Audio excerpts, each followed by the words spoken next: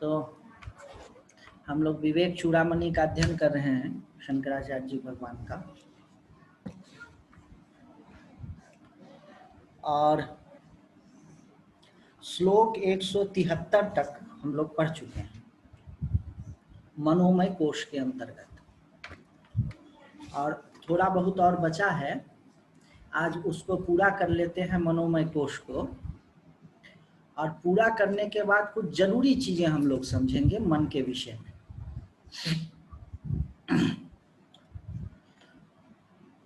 तो हम लोगों ने देखा कि सुषुप्ति काल में मन के लीन हो जाने पर कुछ भी नहीं रहता है, यह बात सबको विदित है। अतः इस पुरुष का यह संसार मन की कल्पना मात्र है, वस्तुतः है नहीं।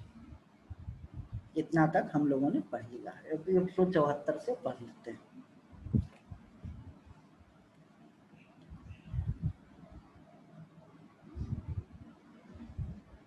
वायुना नीयते मेघः पुनस्तेनैव नीयते, मनसा कल्प्यते बंधो मोक्षस्तेनैव कल्प्यते।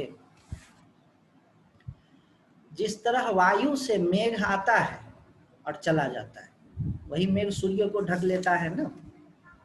तो उस ढकने का कारण क्या है? वायु मेघ को लाता है और मेघ को लेकर के चला जाता है। उसी तरह हमारा जो यह मन है वह ज्ञान को ढक लेता है और उसी मन के द्वारा ज्ञान प्रकाशित भी होता है। तो एक जो पाश्चात्य मनोविज्ञान का व्यू है, उसको ठीक से यहाँ पर हम लोगों को समझ लेना है। आगे के 2-3 श्लोक में वही व्यू करेंगे कि मन एक दुष्ट चीज है। सामान्यतः जो हम लोगों को एक कहीं से आ जाता है दिमाग में कि मन एक दुष्ट चीज है, मन एक खराब चीज है, मन एक बदमाश चीज है। ये नहीं है। यही मन सारी दुष्टताओं को रचता है और यही मन से आपको बंधन से मुक्त भी होंगे। तो मन से घृणा नहीं करनी है। यही मन बादल को लाता है और बादल को ले जाता है, और यही मन से अज्ञान होता है और इसी मन से ज्ञान भी होता है। एक साधु कहते थे महात्मा कि मैंने इसी देह से ज्ञान प्राप्त कर लिया, मैंने इसी मन में परमात्मा को प्रकाशित कर लिया हो। स्वामी अखंडानंद जी कभी कभी कहते थे इसी मन से। तो यह जो दृष्टि है ना कि मन बहुत दुष्ट चीज है, इससे घृणा करो, इसको प्रताड़ित करो, इसको दुखी करो, mind is equivalent to Saturn, ये हम लोगों का नहीं कहना है। इसी मन से ज्ञान होगा, इस पर बहुत जोर देते हैं। वो कई कहते हैं, एक है ना, अन्नपूर्णे सदा पूर्णे शंकर प्राण वल्लभे ज्ञान वैराग्य सिद्ध्यर्थम भिक्षाम देहि च पार्वती। माता च पार्वती देवी, पिता देवो महेश्वर, बांधवा भक्ताश्च स्वदेश भुवनाथ। उसी में एक आता है कि आत्मा त्वम गिरिजामति सहचरा, कि हे प्रभु शंकर जी, आप तो आत्मा हैं और मति, मति मतलब बुद्धि, मन, चित्त, अहंकार, वह क्या है? गिरिजा है, पार्वती। तो ये मुझे जब हमें इस पर विचार कर रहे थे तो एकदम से जैसे ना कुछ खुल गया कि अपने को आत्मा तो शिव है, हम आपके जो आत्मा है, मेरे जो आत्मा है वह शिव है, लेकिन मन को भी कमजोर नहीं समझिएगा, वो गिरिजा है, पार्वती है। आत्मा त्वम गिरिजामति सहचरा। आगे वो बोलेंगे कि वो जो बांधवासी भक्ताश्च स्वदेशो भुवनत्रयम्, ये है ना। तो जो मन है वह गिरिजा है, साक्षात पराम्बा भगवती। और वैसे समझे तो ईश्वर की जो मानसी शक्ति है उसी का एक टुकड़ा, एक कतरा है। इसीलिए मन से अगर आप कुश्ती लड़ेंगे तो परेशान हो जाएंगे। और जब तक आपका मन आपको गिरजा जैसा नहीं लगेगा तब तक आपकी आत्मा शिव जैसा नहीं लगेगा, हो नहीं सकता। आपका मन गिरिजा जब बन जाएगी, आपकी बुद्धि जब गिरिजा बन जाएगी, तब आपका जो आपकी आत्मा जो है ना आपको शिव जैसा लगने लगेगा, शिव ही हो जाएंगे। तो ये आत्मा त्वम गिरिजामति, शिव जी को संबोधित गिरिजा करते कैसे करते, बनेंगे? हे शिव जी। हाँ बनाए, हाँ, गिरिजा आप बनाए कैसे? वो बन जाएगा, ऐसे ही बनेगा श्रवण से। श्रवण सबसे जबरदस्त चीज है। अरे सुनेंगे तो वैसा ज्ञान होगा, जैसा ज्ञान होगा वैसा एक्शन होगा, जैसा एक्शन होगा उस तरह की फिर सारी चीजें बनती चली जाएंगी। तो इसीलिए वेदांत में सबसे मुख्य है सुनना। जो भी आप करते हैं आप अपने जो एस्टैब्लिश्ड नॉलेज है उसी पर करते हैं। श्रवण क्या करता है, उसी में तोड़फोड़ करना शुरू कर देता है। इसीलिए श्रवण को बड़ा मुख्य साधन माना गया है वेदांत। आत्मा त्वम गिरजामति, ये इसको समझ लीजिएगा। अब आगे देखिए, देहादि सर्व विषये परिकल्प्य रागम बध्नाति तेन पुरुषम पशुवद गुणेन वैरस्य मत्र विषय विषवत्सु विधाय पश्चाद एनम विमोचयति तन्मन एव बंधः। क्या बात है, यह मन ही देहादि सर्व विषय परिकल्प्य रागम, देह से लेकर के आदि विषय, जितना भी विषय मतलब हो गया जिसको आप जानते हैं, जिसको आप खाते हैं, जिसको आप सुनते हैं, जिसको आप टेस्ट करते हैं, जिसको आप देखते हैं, वो सब क्या हो गए, विषय। तो शरीर से लेकर के आगे तक के जितनी भी चीजें हैं उसमें राग की कल्पना कर लेता है। राग की कल्पना क्यों कर लेता है, शंकराचार्य भगवान क्यों कहेंगे राग की कल्पना कर लेता है? राग जो कहते हैं ना कि मेरे मन में बहुत राग है, बहुत माया मोह है, बहुत बहुत दिल से राग नहीं जाता है, तो उसी प्रकार है कि राग की केवल कल्पना है, नहीं है। तो आज की तिथि है 9 सितंबर 2020। आप ये बताइए 9 सितंबर 2019 को आपके मन में क्या राग थी? 9 सितंबर 8 सितंबर जो भी हो 2019 को आपके मन में क्या राग थी, ये बताइए। बहुत रागी हैं आप तो।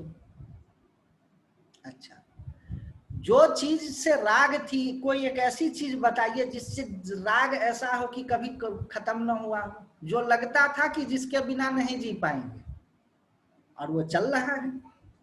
खिलौना कोई टूट गया तो लगता है अरे अब तो मरे ही मरे, मर जाएंगे हम, और चल रहे हैं। तो ये मन का स्वभाव है कि केवल राग की कल्पना करता है, वस्तुतः आपका स्वरूप वीतराग है। वो अभी नहीं बताएंगे, आगे बताएंगे, नहीं तो घबरा जाएगा मामला। मतलब कि ना राग की कल्पना भर है आपके मन में और कुछ नहीं।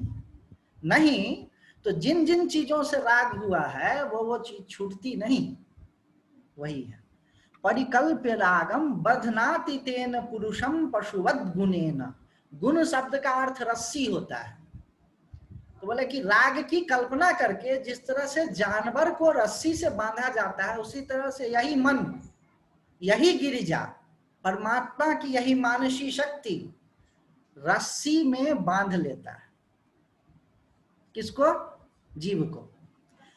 और वही मन वैरस्य मत्र विषवत्सु विधाय पश्चात एनम विमोचयति तन मन एव बंधात। और यही मन उसी विषय में वैरस्य करके, उससे रस को हटा करके, और वही मन आपको खोल भी देता है बंधन से। तो यही गिरिजा है जो बांधती भी है और यही गिरिजा है जो खोलती भी। आगे देखिए, तस्मात् मनः कारणम अस्य जंतोः बंधस्य मोक्षस्य चवा विधाने बंधस्य हेतुर्मलिनम रजो गुणैः मोक्षस्य शुद्धम विरजस्तम तमस्कम। तस्माद मनः कारणम अस्य जंतु, इसीलिए यह मन जो है वही कारण है जंतु का। किस चीज का कारण है?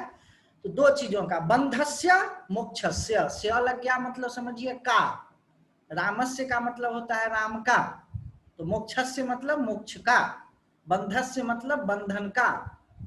तो यह मन, यही मन जो है बंधन का और मोक्ष का कारण है। कैसे? अलग अलग विधान से। कौन कौन सा विधान? तो बंधस्य हेतुर मलिनम रजो गुण ही, बंध का जो हेतु है वह मलिन रजोगुण, रजोगुण के मलिन होने से बंधन होता है। और मोक्षस्य शुद्धम विरजः तमस्कम, और शुद्ध सात्विक होने पर वह मोक्षोन्मूलक हो जाता है, मोक्ष की दिशा में चलने लगता है। जो मोक्ष है, जो ज्ञान की स्थिति है, वह तो अमनी अवस्था है, मनोन्मनी अवस्था है, वहां पर मन का कोई गति नहीं है। लेकिन मन की उस दिशा में गति ही तभी होगी जब मन में रजस तमस कमजोर पड़ेगा और सत्व पड़ेगा।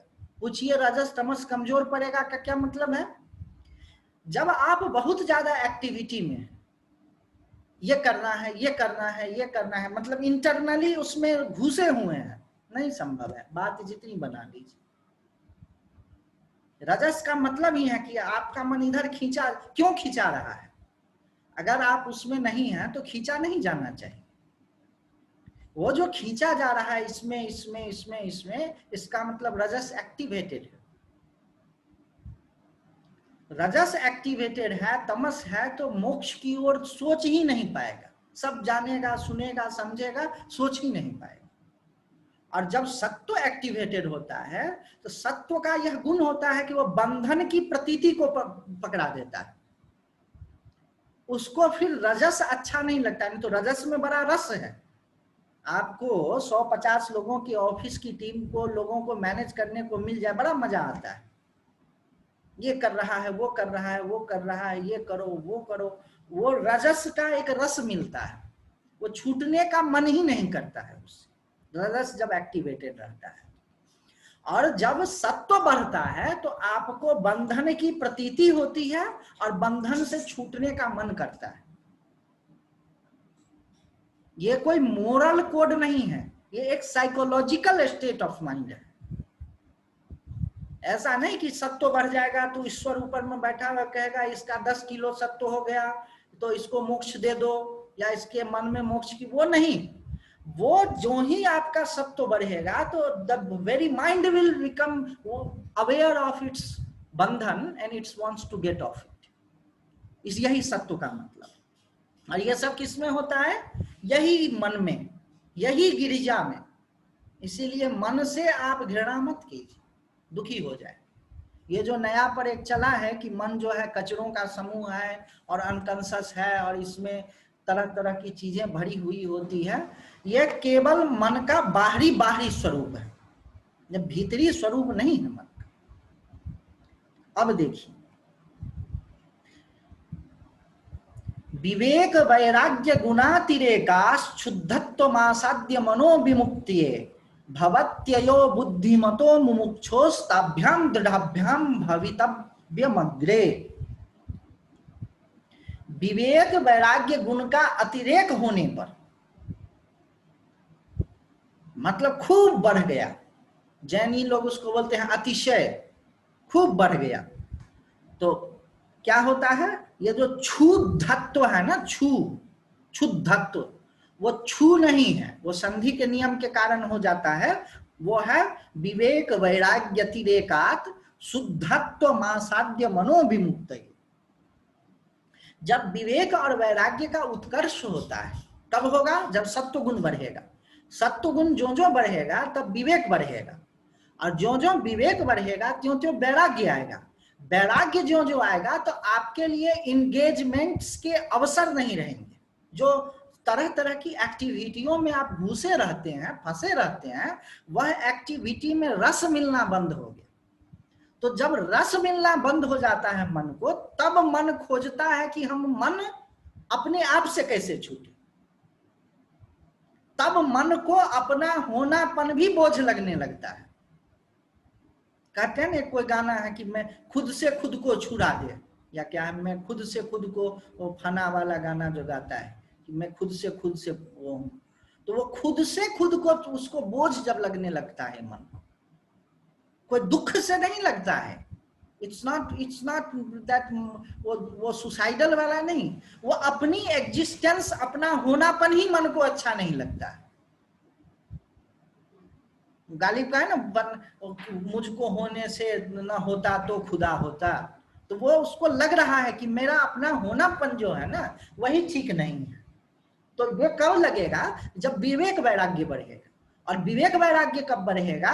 जब सत्व गुण में मन जाएगा। जब सत्व गुण में मन जाएगा तो विवेक वैराग्य बढ़ेगा। विवेक वैराग्य बढ़ेगा तो मन इंगेज नहीं होता है सामान्य चीजों में, और जब सामान्य चीजों में नहीं इंगेज होता है तब वो छूटना चाहता है, खुद से छूटना चाहता है। वही कह रहे हैं शुद्धत्व आसाध्य मनो विमुक्त, ये और वो शुद्धत्व को आसाध्य करके, चख करके मन जो है मुक्त होना चाहता है। भवति अतः बुद्धिमतो मुमुक्षो ताभ्याम दृढ़ाभ्याम भवितव्य अग्रे। इसीलिए मुमुक्षु को क्या करना चाहिए? तो पहले अपने विवेक और वैराग्य को दृढ़ करना चाहिए। और कैसे होगा विवेक वैराग्य, कैसे दृढ़ होगा? तो उसको सब पूरा सिस्टम आपको बताया है। जो जो विचार होगा, विचार से विवेक होगा, विवेक से वैराग्य होगा, वैराग्य से शुद्धता आएगी, शुद्धता से फिर मुक्ति की कामना उठेगी। जिसके मन में मुक्ति की कामना नहीं है उसको वेदांत बेकार लगेगा। अब देखिए ये बड़ा प्रसिद्ध श्लोक है 178 में, मनो नाम महाव्याघ्रः विषयारण्य भूमिषु चरति अत्र न गच्छन्तु साधवः ये मुमुक्षवः। ये मैं संधियों को तोड़ करके बोलता हूं, जहां ओ होता है ना वहां अह करना है सामान्यतः। मनो है ना तो मनः नाम ऐसा हो जाता है। तो ये मन नाम का क्या है? महाव्याघ्र है। व्याघ्र का मतलब होता है बाघ, शेर, जितने भी वो सब होते हैं ना उन सबको एक नाम व्याघ्र दिया गया है। बाघ को भी, शेर को भी, चीता को भी, सबको व्याघ्र कहते हैं। मतलब जो बिल्ली की प्रजाति का जितना है, कैट फैमिली का, बिग कैट, उसको व्याघ्र बोलते हैं। तो बोले मनन नाम महाव्याघ्र, ये एक महाव्याघ्र है। कौन? तो मन।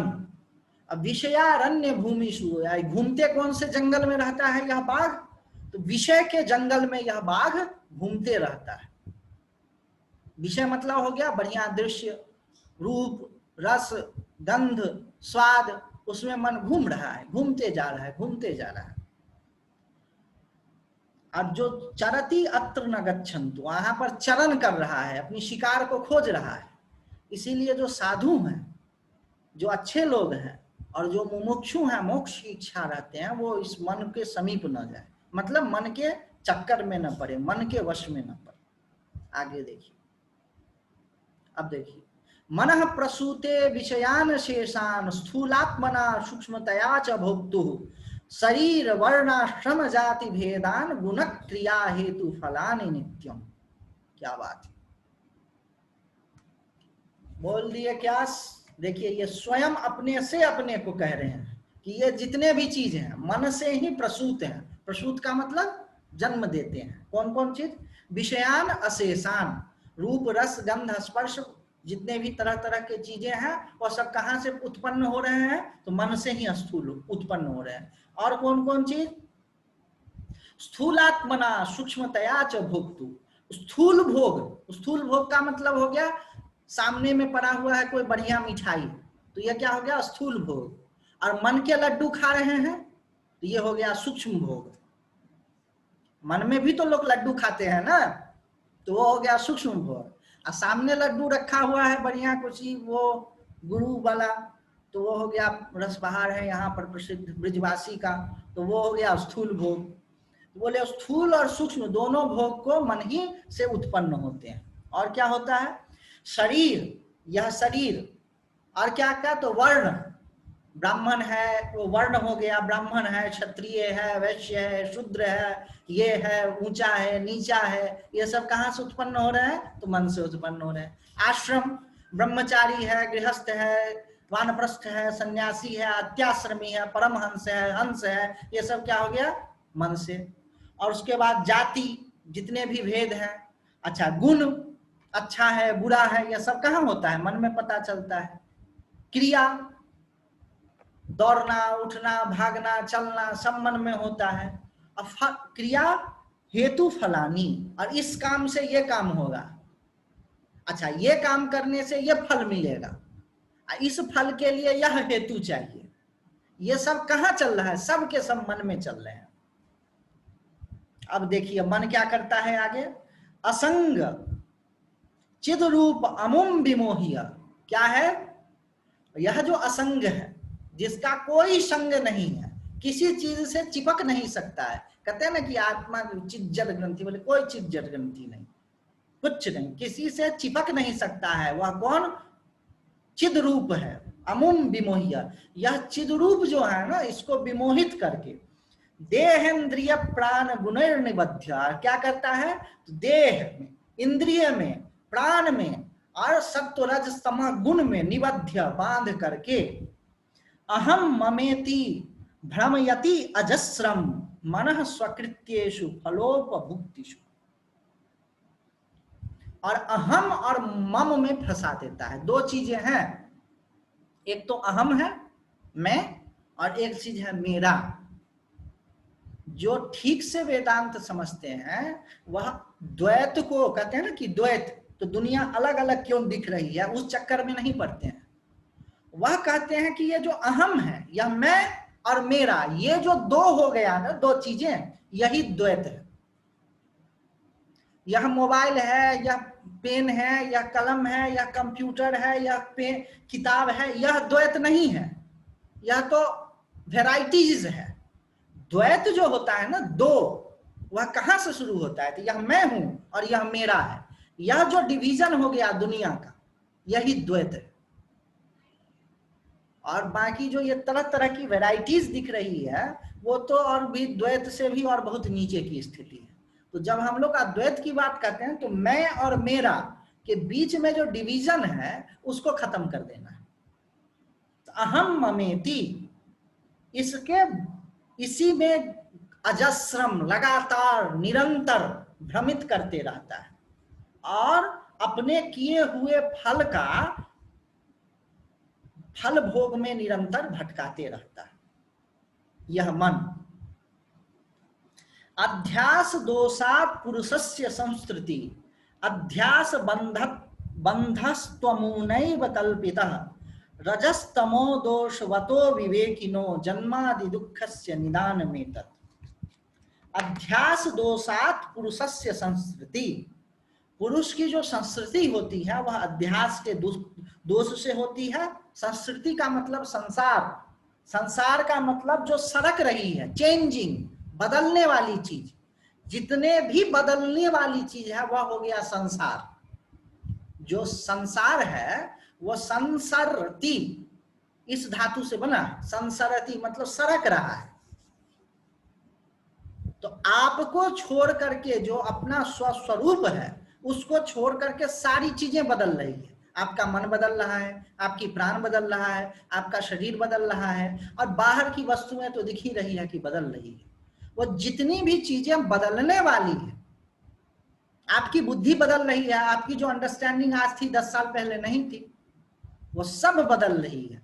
तो संसार जो है वह बदल रहा है, वह बढ़ रहा है, और उसमें मन इसमें घुमा घुमा करके चलाते जा रहा है। अध्यास बंधस्त्वमुनैव कल्पितः, और यह जो अध्यास का बंधन है यह इसी के द्वारा कल्पित है। रजस तमो दोषवतो विवेकिनो जन्मादि दुःखस्य निदानमेतत्, और रज आदि तमो दोष से युक्त होकर के अविवेकी पुरुष के लिए यह अध्यास ही जन्मादि दुख का मूल कारण है। अध्यास का मतलब क्या हो गया? यह जो चिद स्वरूप टेबल है, यह जो चिद स्वरूप टेबल है, इस पर अचिद स्वरूप मन का बैठ जाना। यह जो चिद स्वरूप स्फटिक है उसमें अचिद स्वरूप गुलाब के फूल का आ जाना। तो स्फटिक में लाली आ जाती है। यह लाली असली है नहीं, लेकिन स्फटिक की जो लाली है वह क्यों हो गया? बोले संपर्क के कारण हो गया। संपर्क के कारण गुलाब की लाली स्फटिक में चली गई। इस प्रक्रिया का नाम क्या है? अध्यास। जो अचिद है, जो वास्तविक नहीं है, जो वास्तविक है उसमें जो वास्तविक नहीं है वैसे मन के स्वरूप का उस पर पड़ जाना। अचिद अचिद का चिद के साथ में, मन का आत्मा के साथ में, अंधकार जैसे जड़ का चिद जैसे प्रकाश का मिल जाना, गडमगड्ढ हो जाना, उसका नाम है अध्यास। अतः प्राहुर मनो अविद्याम पंडितास्तत्वदर्शिना येनैव भ्राम्यते विश्वम वायुने बभ्रमंडलम। इसीलिए तत्वदर्शी विद्वान मन को ही अविद्या कहते हैं। आप लोग को समझाया था कि अविद्या तो कोई तीसरी चीज है जो मन और बुद्धि और उसके परे रहती है, वो भी बात ठीक है, लेकिन अविद्या को आप कैप्चर नहीं कर सकते, आप उसको उसकी अनुभूति नहीं कर सकते हैं। तो अविद्या किस रूप में प्रकट होती है? मन के रूप से प्रकट होती है। भाई अविद्या ही तो मन का भी कारण है, अविद्या ही तो बुद्धि का भी कारण है, अविद्या ही तो संसार का भी कारण है, अविद्या ही तो जगत का ही कारण है, सभी चीजों का कारण अविद्या ही है। लेकिन आप अविद्या को कब पकड़ते हैं? मन के रूप में अविद्या जो है ना एकदम जाज्वल्यमान होकर के प्रकट हो जाता है। सबसे नजदीक जो अविद्या की चीज आप पकड़ सकते हैं वह है मन। अविद्या का जो पहला एकदम से कार्य है, एक तरह से कहिए, वह मन है। तो वही कह रहे हैं कि यह जो मन है ना, उसी को पंडित लोग क्या कहते हैं, जो विद्वान लोग हैं, जो समझदार लोग हैं, वह मन को ही अविद्या कहते हैं। क्यों कहते हैं? अविद्या है कोई दूसरी चीज, कुछ चीज है, लेकिन उसको अविद्या नहीं कह करके मन को ही अविद्या कहते हैं, क्योंकि अविद्या के कारण मन है। जैसे किसी को घाव हो जाए तो घाव का कारण तो इन्फेक्शन है, लेकिन लोग क्या कहते हैं कि घाव हो गया है, उससे कष्ट हो गया है। इन्फेक्शन नहीं दिखेगा आपको, वो कीटाणु नहीं दिखेगा आपको, तो दिख रहा है घाव।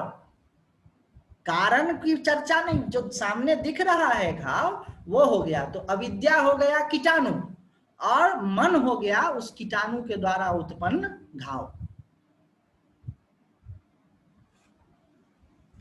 तन मनः शोधकम कार्यम प्रयत्नेन मुमुक्षुना विशुद्धे सती चैतस्मिन् मुक्ति कर फलायते।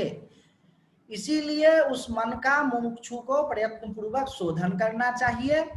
विशुद्धे सती, और शुद्ध होने पर चैतस्मिन् मुक्ति कर फलायते, और शुद्ध हो जाने से यह मन क्या करेगा? मुक्ति के फल को दे देगा। कैसे?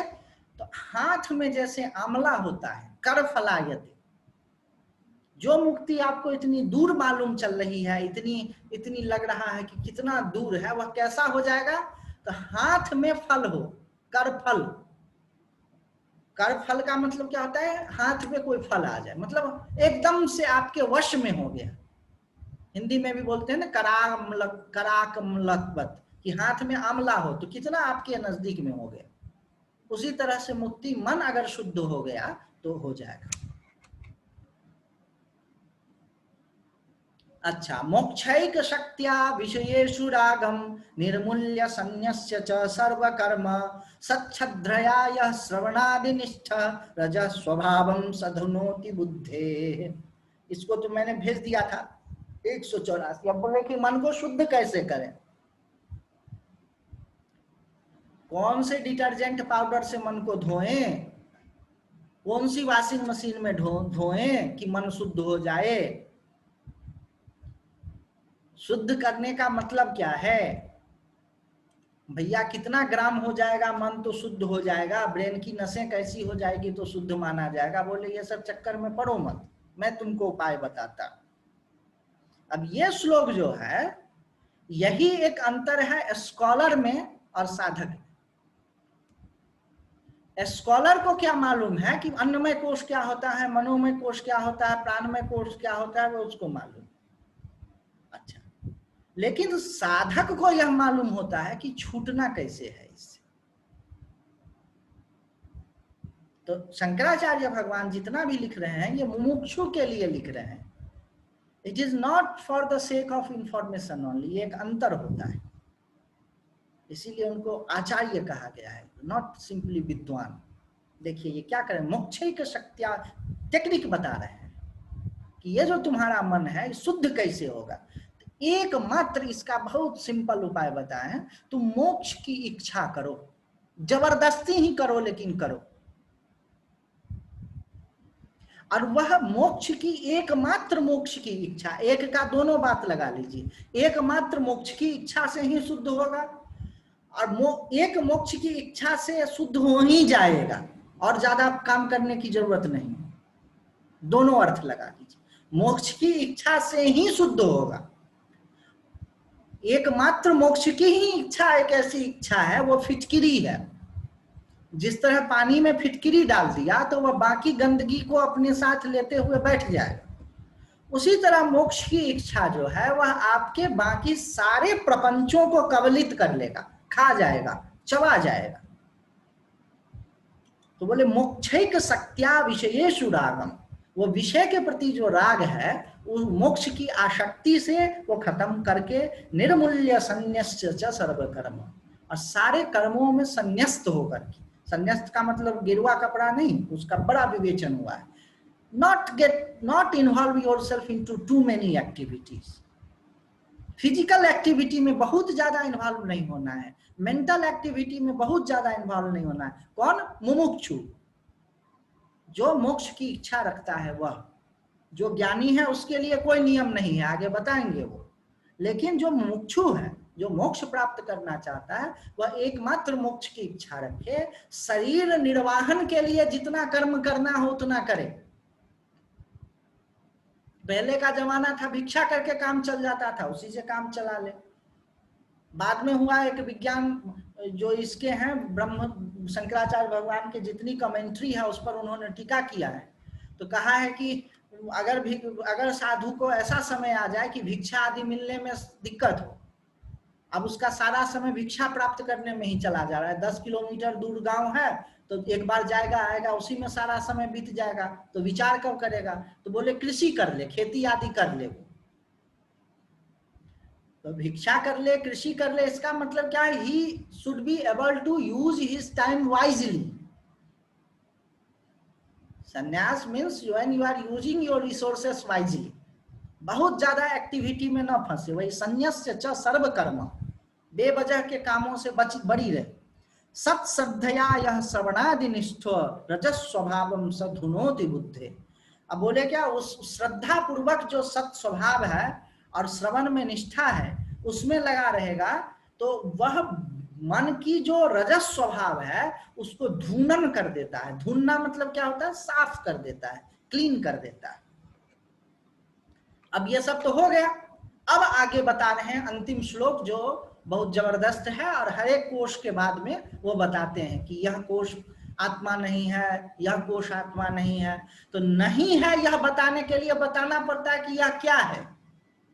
पहले आप समझेंगे कि यह क्या है, फिर तो आप समझेंगे कि यह मैं नहीं हूं।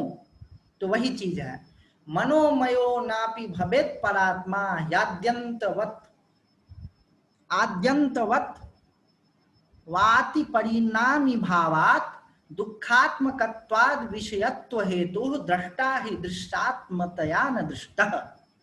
अंतिम में बोल दिया कि इतना तो मनोमय कोश को समझा, गिरिजा को समझा, लेकिन गिरिजा शिव नहीं है।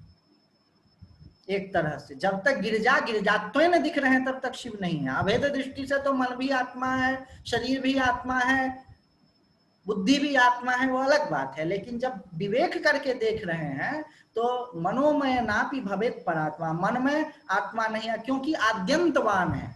मन शुरू होता है और खत्म होता है, परिणामी है, बदलते रहता है। दुखात्मा है, मन दुख होता है मन में, मन ही दुख रूप बन जाता है, और आत्मा तो चिदानंद रूप है। तो मन आत्मा नहीं है, मन बदलता है, आत्मा बदलने वाली चीज नहीं है, तो मन आत्मा नहीं है। और विषय रूप होने के कारण, विषय रूप मतलब होता है जो जाना जाता है, हम अपने मन को जानते हैं। तो जो चीज जाना जाता है वह जानने वाली नहीं हो सकती है, और आत्मा जो है वह जाना नहीं जा सकता है, वह जानने वाली है। आत्मा ज्ञाता है, आत्मा जाना जाने योग्य वाला चीज नहीं है। वो मैत्रेयी को बोलते हैं ना याज्ञवल्क्य, विज्ञाताम मरेकेन विजानीयात, जो जानने वाला है उसको तुम कैसे जानेगी? विज्ञाताम, जो जानने वाला है उसको कैसे जानेगी? आंख खुद से खुद को कैसे देखेगी? उसी तरह जो मन को आप जानते हैं कि यह मेरा मन है, तो मन जो है मैं नहीं है, मन आत्मा नहीं है। यह कह करके ये विराम लेते हैं।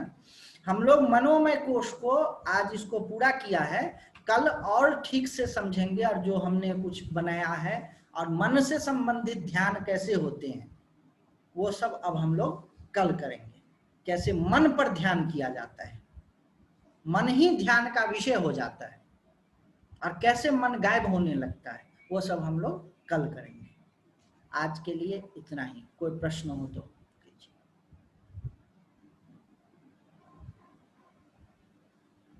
आदित्य जी। जी नमस्कार।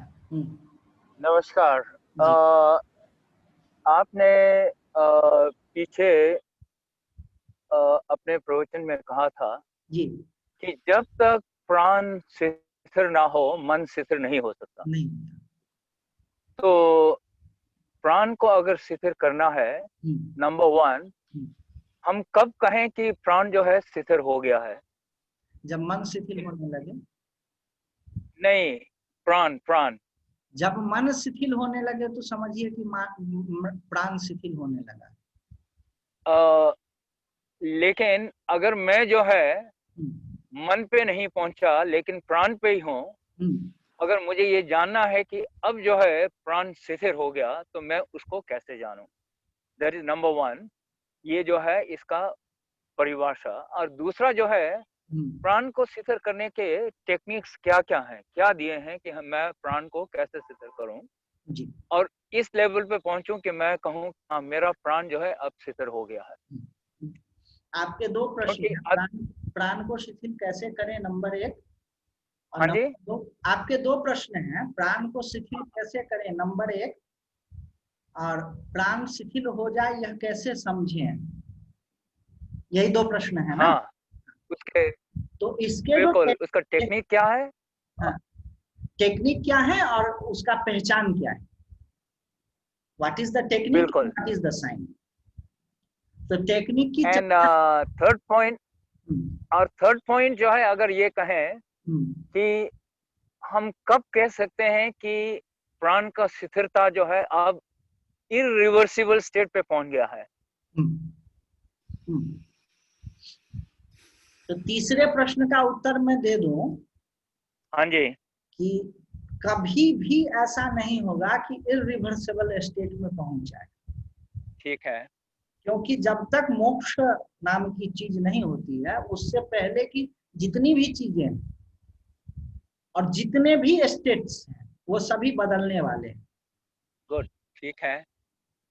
ये इसीलिए समझना जरूरी है कि साधना के क्षेत्र में आप जितने ही देर समाधि लगा लें, जितने ही देर आप बहुत से सूक्ष्म अनुभव और आनंदजन्य अनुभवों को आप पाते रहे, लेकिन वह आज नहीं होगा, 1000 साल बाद होगा, 2000 साल बाद होगा, 1,00,000 साल बाद होगा, जब भी होगा वह कभी भी आप किसी भी कर्म के प्रभाव से आप नीचे गिर सकते हैं।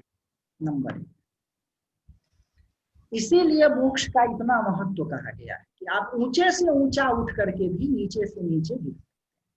अब जहां टेक्निक्स की बात है, तो हम लोग कभी फोन पर बात करेंगे तो प्रारंभिक टेक्निक्स का, या कभी हम लोग एक वो करके कभी ऐसा रखा जाएगा जिसमें रिकॉर्डिंग वगैरह नहीं होगा, तो बहुत टेक्निक है प्राण के, प्राण जित होने के जितने भी ज्यादातर टेक्निक आप मेडिटेशन के नाम पे सुनते हैं वह वस्तुतः प्राण के ही टेक्निक। तो उसको हम लोग देख लेंगे। और हम कैसे समझेंगे कि प्राण जित होने लगे? तो वह समझ जो है वह आपको मन में ही आएगा। जितनी भी अंडरस्टैंडिंग होती है प्राण में तो नहीं आता है, प्राण में नहीं आएगा। हाँ, ठीक तो है। मन में ही आएगा। तो मन एकदम से समाहित होने लगता है, मन गायब होने लगता है। प्राण जब अपनी उसमें चढ़ती है ना, मध्य नाड़ी बोलते हैं उसको, और क्या क्या बोलते हैं, सब है शब्द, जो इड़ा पिंगला सुषुम्ना है, सुषुम्ना के भी भीतर में एक नाड़ी है मध्य नाड़ी, एक पुरीसत नाड़ी है, उसमें चला जाता है तो सो जाता है। नाड़ियां मतलब एक तरह से प्लेक्सस, जहां पर बहुत सारे नर्व्स और न्यूरॉन्स एक साथ मिलते हैं, उनको नाड़ियां बोलते हैं। तो वो जब होने लगेगा तो खुद ही खुद पता चलता है। जैसे बुखार होता है, तो जो बुखार होता है ना, तो पता चलता है कि हमको बुखार हो गया है। किसी को कितना हुआ है ये नहीं मालूम है, लेकिन पता चल जाता है कि मेरा तबीयत ठीक नहीं है। उसी तरह से जब प्राण जब अपना सिस्टम में आने लगता है ना, तो खुद को खुद से पता चलने लगता है। ठीक है, थैंक यू, थैंक यू। प्राण पर हम लोग चर्चा करेंगे। Thank you. आदित्य जी, ये जो संसार का दरिया है, इसमें हमने छलांग लगा के कंबल को तो पकड़ लिया, पर वो कंबल छोड़ नहीं रहा हमारे को। मैं बताऊं आपको इसकी एक कहानी, आप तो पढ़े होंगे। वो ठाकुर ने बताया था ना कि आप कूदे, वो भालू था, भालू, रिवर में भालू था। तो कैसे छूटे उस भालू से? यह श्रवण से छूटेगा। सुनते सुनते, अरे जो भी बात होगी वो श्रवण से ही होगा। अब एक साथ तो नहीं होगा दूर पर। ये सब जितना भी कर रहे हैं ना, ये सब श्रवण ऐसे नहीं छूटेगा। जब संसार में अमहत्व बुद्धि होगी और इससे परे कोई चीज में महत्व बुद्धि होगी, तो अपने आप देखिएगा ना, धीरे धीरे आप सुनते जाइए। वेदांत सुनिए, लोग कहते हैं इतना दिन सुना कुछ नहीं हुआ। थॉट वर्ल्ड बदल जाता है। थॉट वर्ल्ड जिसको बोलते हैं ना, विचार का जो आपकी विचारों की जो दुनिया है ना, वो जब बदलेगी तो अपने आप सारा चीज बदलने लगेगा, वो बदलेगा। जैसे गंदे पानी में फिटकरी डालो तो धीरे धीरे पानी साफ हो जाता है। धीरे धीरे धीरे, ये बहुत एक दिन की प्रक्रिया नहीं है, लगे रहिए। तो सबूरी जो बोलते हैं ना, सबूरी, वो वाली। तो आज बंद करते हैं।